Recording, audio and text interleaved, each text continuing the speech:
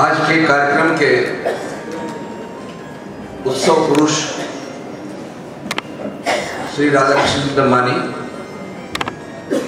मंच पर विराजमान अति विशिष्ट जन, उपस्थित भाई और बहनों, मैं राधाकृष्ण जी दमानी को बधाई देता हूँ। और ये कोई औपचारिक बधाई नहीं है और न ये मुंह देखी बधाई है, सचमुच में हृदय से बधाई देता हूँ। और इसलिए बधाई देता हूँ दो कारण से। एक तो उन्होंने समय के विपरीत काम किया, समय से उल्टा काम किया। और दूसरा इसलिए देता हूँ कि इस मौके पर पुस्तक विमोचन का कार्यक्रम करके हम सबको ये अवसर दिया कि हम कुछ अपनी बातें कह सकें। वरना पुस्तक बहुत लिखी जाती है, उन्होंने इसके पहले 6 पुस्तकें लिखी हैं, ये 7वां संकलन है। इसके पहले और बाद में किताबें बहुत लिखी गई हैं। हर पुस्तक का विमोचन समारोह नहीं होता, लेकिन जब इस तरह का आयोजन होता है तो कुछ हम समसामयिक चर्चा करते हैं। मैंने जो शुरू में कहा कि समय के विपरीत काम किया, वो इसलिए मैंने कहा कि आज का समय किताब लिखने का नहीं है, नहीं मानते लोग। आज का समय तो व्यापार करने का है। 4 का 16, 16 का 64, 64 का 128। शेयर बाजार की तरह घटती बढ़ती, खासकर मारवाड़ी समाज में कोई व्यक्ति किताब लिखता है, उसका या लिखने पढ़ने का काम करता है या संघर्ष करता है, तो उसका कई बार कष्ट मुझे भी भोगना पड़ा। तो मैं समझता हूँ जो कष्ट मुझे भोगना पड़ा वो शायद दमानी जी को भोगना पड़ा होगा। मैं सबसे पहले जब समाचार पत्र में आया, मैंने अखबार शुरू किया, तो सबसे ज्यादा विरोध उसका मेरे अपने परिवार में हुआ था। लोगों ने कहा ये क्या काम करते हो, कहीं नौकरी कर लेते बिरला में। मेरे कई 2-4 रिलेटिव हैं बिरला में, खुद बिरला में रिलेटिव है, कहीं दुकान खोल लेते। ये क्या दिमाग में आया कि आपने अखबार शुरू किया? और अखबार का मतलब कहीं किसी का आलोचना, किसी की बुराई, किसी की बड़ाई। तो फोन आने लगे पिताजी के पास, आपके लड़के ने देखिए क्या लिख दिया। लोगों ने कहा तो समाज की बदनामी होती है इसमें। लेकिन जब मैं अखबार से कमाने लगा, तब लोगों ने समझा कि अखबार भी कमाई का अच्छा जरिया हो सकता है। तब लोगों ने उसको स्वीकार किया। हमारे समाज में जब तक आप कमाएंगे नहीं, तब तक लोग आपको रिकॉग्नाइज नहीं करते। मैं मारवाड़ी सोसाइटी में कमेटी मेंबर था। मैंने आपको बताया ना कि ये मौका होता है हम सामने कुछ बातें, कुछ चर्चा करें। मैं कमेटी में पहुंच तो गया किसी तरह लड़ाई झगड़ा करके।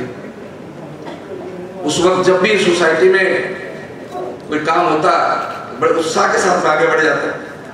एक बार उड़ीसा में बहुत बड़ी बाढ़ आई थी। बाढ़ आई तो लोगों ने कहा कौन जाएगा बाढ़ में काम करने के लिए? ये बात मैं 40 साल पुरानी बात बता रहा हूँ। मैंने कहा मैं जाऊंगा, तो पता नहीं लोगों को इससे साफ सुन गया। बड़े बेमन से लोगों ने मुझे कहा अच्छा ठीक है चलिए जाइए। उसके बाद मेरा क्या अनुभव हुआ मैं बताऊंगा तो बहुत समय लग जाएगा। लेकिन हमको उस वक्त राधाकृष्ण कानोड़िया ने मुझे अपने दफ्तर में बुलाया और बुला करके मैंने कुछ सलाह दी उन्होंने कि देखो तुम बहुत अच्छे लड़के हो, तुम्हारे में बहुत उत्साह है, ऊर्जा है, काम करना चाहते हो, लेकिन मैं तुमको एक सलाह देता हूँ। तुम्हारे परिवार को भी मैं जानता हूँ, अच्छे परिवार के हो। एक सलाह देता हूँ, बाबू जी बोलिए। मैं कुछ कमाई दमाई करो, वरना सामाजिक कार्यकर्ता के रूप में तुमको रिकॉग्निशन नहीं मिलेगा। और मैंने वो गांठ पकड़ ली। वो शब्द मेरे लिए एक मिशन बन गया। उस वक्त मैंने सोचा कि कुछ आदमी को आर्थिक उपार्जन भी करना चाहिए, वरना समाज में रिकॉग्निशन नहीं मिलता है। उसके बाद रिकॉग्निशन शुरू हुआ। मैं जब सोवियत यूनियन गया तो मैं पश्चिम बंगाल का सबसे यंगेस्ट जेपी था, जस्टिस ऑफ पीस मुझे अपॉइंट किया गवर्नर ने। तो समाज के लोगों ने कहा कि ये हमारे समाज का लड़का है। जब आप उपलब्धि कर लेते हैं, जब आप किसी मंजिल तक पहुंच जाते हैं, तब समाज आपको बोलता है ये हमारे समाज का।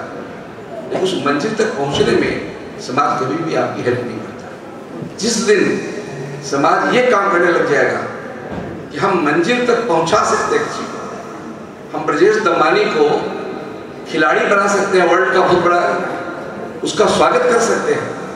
लेकिन जब ब्रजेश दमानी को ब्रजेश दमानी बनाना, उसको ओलंपिक के लिए तैयार करना, उस कंटक रास्ते पर चलाना, उस प्रसव पीड़ा को भुगताना, जब ये समाज करने लग जाएगा तो समाज की सबसे बड़ी उपलब्धि होगी और समाज अच्छे खिलाड़ी भी पैदा करेगा, अच्छे लेखक भी पैदा करेगा, अच्छे साहित्यकार भी पैदा करेगा।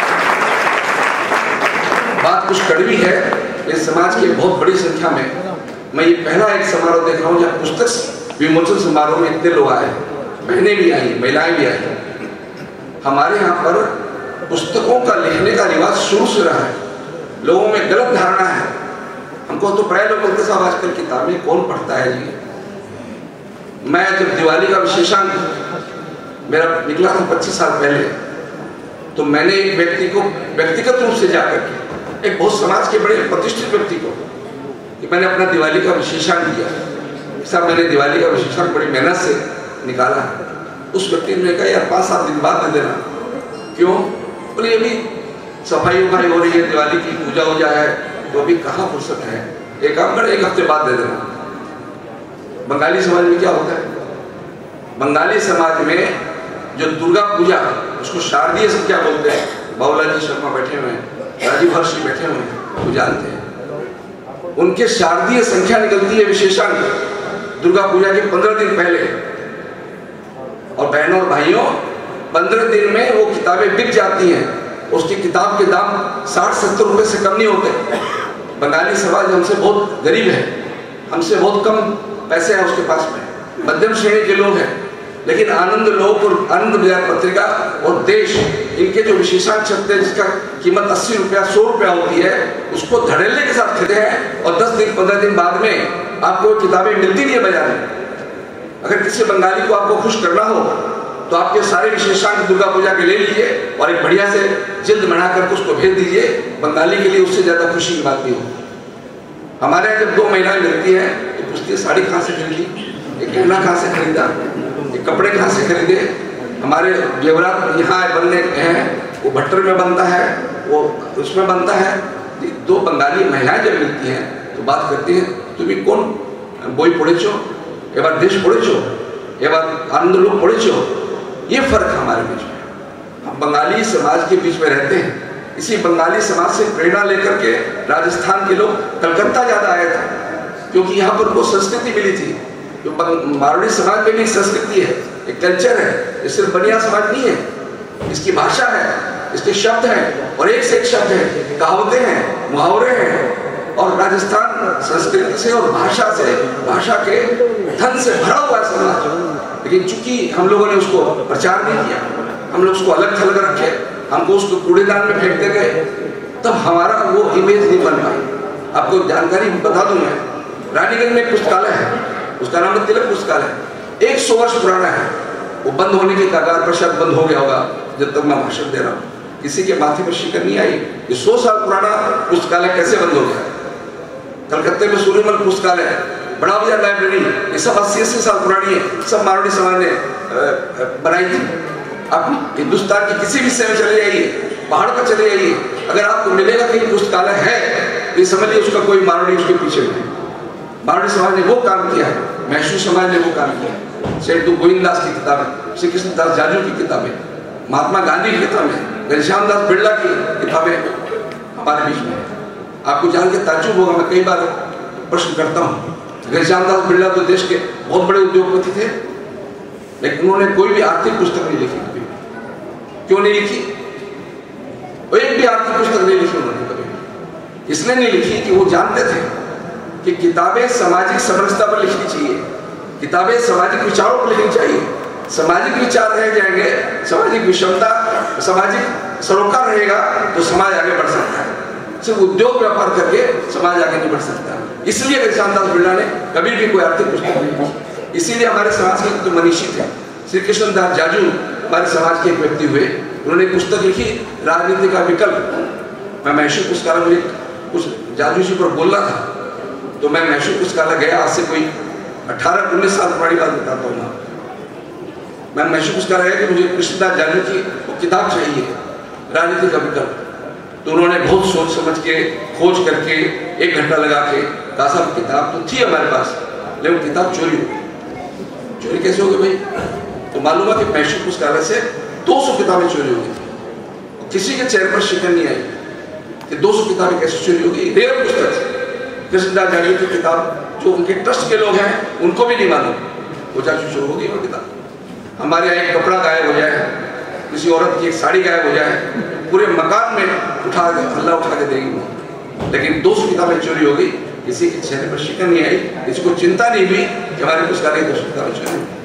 तो बंधुओं, मैंने ये बातें इसलिए की, थोड़ा सा जगसोस अपने समाज के लोगों को, थोड़े श्रेणी होने के नाते, एक एवरेज व्यक्ति होने के नाते उन्होंने समझा कि हमें किताब लिखी, राजस्थानी भाषा को आगे बढ़ाने की किताब लिखी, मारवाड़ी व्यंजनों पर किताब लिखी, और ये मैं समझता हूँ प्रयास अच्छा है। किसी पर लिखिए, आप धार्मिक पुस्तक लिखिए, आप जो भी लिखिए, पढ़िए किताबों को, आदत डालिए, अखबार को पढ़िए। आजकल अखबार में तो पत्रिकाएं भी हैं, आजकल पत्रिकाओं का समय खत्म हो गया, आजकल पत्रिकाएं बंद हो गई, प्राय बंद हो गया।